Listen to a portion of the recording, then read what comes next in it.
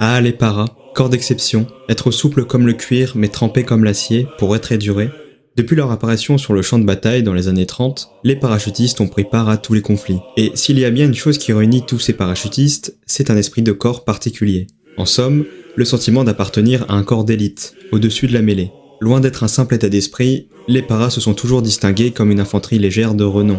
Les parachutistes allemands, les Fallschirmjägers. ont donné du fil à retordre à leurs adversaires partout où ils ont été engagés. Très coriaces en situation défensive, ces hommes étaient vraiment considérés comme le caviar de l'infanterie allemande. Le meilleur exemple à ce sujet reste la bataille du Monte Cassino, où les Diables Verts de la première division de parachutistes ont résisté aux Alliés pendant des mois, leur interdisant la route de Rome. Au final, les paras ont été progressivement détournés de leur raison d'être principale, les opérations aéroportées. À l'origine, ces hommes étaient largués pour prendre des positions stratégiques et espéraient tenir en attendant le gros des troupes. Ce fut le cas lors de la prise du fort d'Eben Emael en 1940. Mais avec le temps, les grandes opérations